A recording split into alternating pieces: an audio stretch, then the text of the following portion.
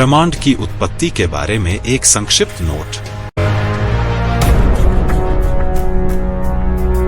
ब्रह्मांड की उत्पत्ति का विषय विज्ञान और धार्मिक धाराओं में विभिन्न धारणाओं के साथ जुड़ा हुआ है।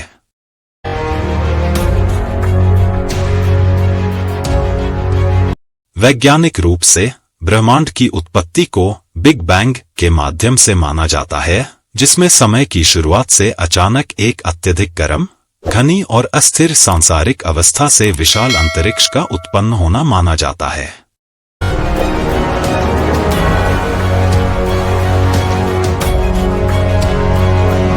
धार्मिक रूप से विभिन्न परंपराओं और धारणाओं में इसकी अलग अलग व्याख्याएं हैं, जो आध्यात्मिक और आध्यात्मिक आधारों पर आधारित हैं।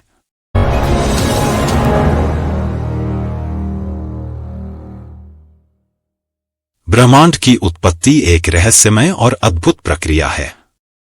वैज्ञानिकों के अनुसार ब्रह्मांड की उत्पत्ति बड़े बैंग थ्योरी के तहत हुई, जिसमें ब्रह्मांड एक अविश्वसनीय गतिविधि के माध्यम से उत्पन्न हुआ।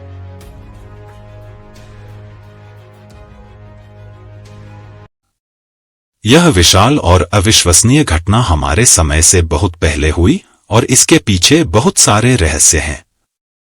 ब्रह्मांड की उत्पत्ति के बारे में विभिन्न सिद्धांत हैं। एक सिद्धांत के अनुसार ब्रह्मांड की उत्पत्ति बिग बैंग के रूप में हुई थी, जिसमें ब्रह्मांड एक अत्यधिक घनीभूत बिंदु से आरंभ हुआ था और फिर विस्फोट होकर बड़े पैमाने पर विस्तारित हुआ। इसके अलावा कुछ धार्मिक शास्त्रों में ब्रह्मांड की उत्पत्ति को ईश्वरीय शक्तियों के द्वारा सृष्टि का नतीजा माना जाता है। वेदांत और दर्शन शास्त्र में ब्रह्मांड की उत्पत्ति को अनंत, अविनाशी ब्रह्मा के सांख्यिक अवतार के रूप में व्याख्यात किया गया है।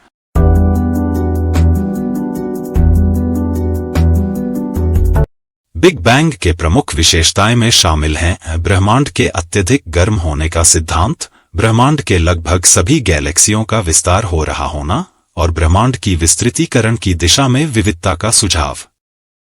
1919 में हबल ने लाल विचलन के सिद्धांत के आधार पर पाया था कि ब्रह्मांड फैल रहा है, ब्रह्मांड की आकाशगंगाएं तेजी से एक दूसरे से दूर जा रही है।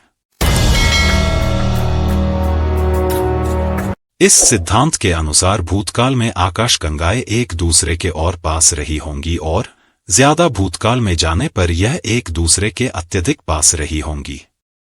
इन निरीक्षण से यह निष्कर्ष निकलता है कि ब्रह्मांड ने एक ऐसी स्थिति से जन्म लिया है जिसमें ब्रह्मांड का सारा पदार्थ और ऊर्जा अत्यंत गर्म तापमान और घनत्व पर एक ही स्थान पर था।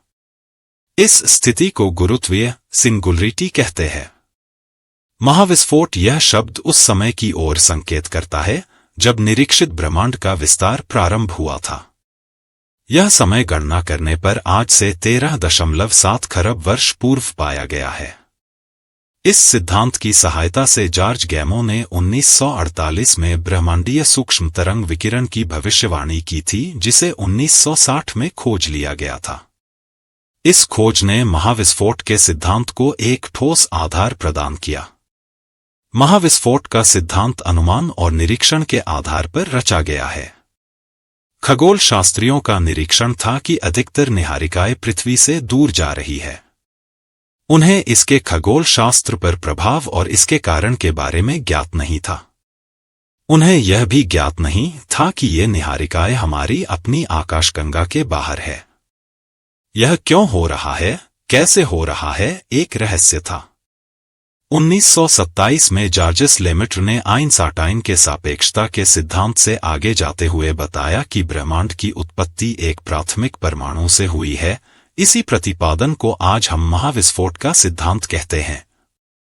लेकिन उस समय इस विचार को किसी ने गंभीरता से नहीं लिया। इसके पहले 1925 में हबल ने पाया था कि ब्रह्मांड में हमारी आकाशगंगा अकेली नहीं है, ऐसी अनेकों आकाशगंगाएं हैं जिनके बीच में विशालकाय अंतराल है। इसे प्रमाणित करने के लिए उसे इन आकाशगंगाओं के पृथ्वी से दूरी गणना करनी थी। लेकिन ये आकाशगंगाएं हमें दिखाई देने वाले तारों की तुलना में काफी दूर थी। इस दूरी की गणना के लिए हब्बल ने अप्रत्यक्ष तरीका प्रयोग में लाया। किसी भी तारे की चमक दो कारकों पर निर्भर करती है, वह कितना दीप्ति का प्रकाश उत्सर्जित करता है और कितनी दूरी पर स्थित है। हम पास के तारों की चमक और दूरी की ज्ञात हो तब उनकी दीप्ति की गणना की जा सकती है। उसी तरह तारे की दीप्ति ज्ञात होने पर उसकी चमक का निरीक्षण से प्राप्त मान का प्रयोग कर दूरी ज्ञात की जा सकती है। इस तरह से हब्बल ने 9 विभिन्न आकाशगंगाओं की दूरी का गणना की। 1929 में हब्बल जब इन्हीं आकाशगंगाओं का निरीक्षण कर दूरी की गणना कर रहा था, वह हर तारे से उत्सर्जित प्रकाश का वर्णक्रम और दूरी का एक सूचीपत्र बना रहा था। उस समय तक यह माना जाता था कि ब्रह्मांड में आकाशगंगाएं बिना किसी विशिष्ट क्रम के ऐसे ही अनियमित रूप से विचरण कर रही है। उसका अनुमान था कि इस सूची पत्र में उसे समान मात्रा में लाल विचलन और बैंगनी विचलन मिलेगा, लेकिन नतीजे अप्रत्याशित थे। उसे लगभग सभी आकाशगंगाओं से लाल विचलन ही मिला। इसका अर्थ यह था कि सभी आकाशगंगाएं हमसे दूर जा रही है। सबसे ज्यादा आश्चर्यजनक खोज यह थी कि यह लाल विचलन अनियमित नहीं था, यह विचलन उस आकाशगंगा की गति के समानुपाती था। इसका अर्थ यह था कि ब्रह्मांड स्थिर नहीं है, आकाशगंगाओं के बीच की दूरी बढ़ते जा रही है। इस प्रयोग ने लेमेट्र के सिद्धांत को निरीक्षण से प्रायोगिक आधार दिया था। यह निरीक्षण आज हब्बल के नियम के रूप में जाना जाता है। हब्बल का नियम और ब्रह्मांडीय सिद्धांत ने यह बताया कि ब्रह्मांड का विस्तार हो रहा है। यह सिद्धांत आइंस्टाइन के अनंत और स्थैतिक ब्रह्मांड के विपरीत था। इस सिद्धांत ने 2 विरोधाभासी संभावनाओं को हवा दी थी। पहली संभावना थी लेमेट्र का महाविस्फोट सिद्धांत, जिसे जॉर्ज गैमो ने समर्थन और विस्तार दिया था। दूसरी संभावना थी फ्रेड होयल का स्थायी स्थिति मॉडल, जिसमें दूर होती आकाशगंगाओं के बीच में हमेशा नए पदार्थों की उत्पत्ति का प्रतिपादन था। दूसरे शब्दों में, आकाशगंगाएं एक दूसरे से दूर जाने पर जो खाली स्थान बनता है, वहां पर नए पदार्थ का निर्माण होता है। इस संभावना के अनुसार मोटे तौर पर ब्रह्मांड हर समय एक जैसा ही रहा है और रहेगा। होयल ही वह व्यक्ति थे जिन्होंने लेमेट्र का महाविस्फोट सिद्धांत का मजाक उड़ाते हुए बिग बैंग आइडिया का नाम दिया था। काफी समय तक इन दोनों मॉडलों के बीच में वैज्ञानिक विभाजित रहे, लेकिन धीरे धीरे वैज्ञानिक प्रयोगों और निरीक्षणों से महाविस्फोट के सिद्धांत को समर्थन बढ़ता गया। 1965 के बाद ब्रह्मांडीय सूक्ष्म तरंग विकिरण की खोज के बाद इस सिद्धांत को सबसे ज्यादा मान्य सिद्धांत का दर्जा मिल गया। आज की स्थिति में खगोल विज्ञान का हर नियम इसी सिद्धांत पर आधारित है और इसी सिद्धांत का विस्तार है। महाविस्फोट के बाद शुरुआती ब्रह्मांड समांगी और सावर्तिक रूप से अत्यधिक घनत्व का और ऊर्जा से भरा हुआ था। उस समय दबाव और तापमान भी अत्यधिक था।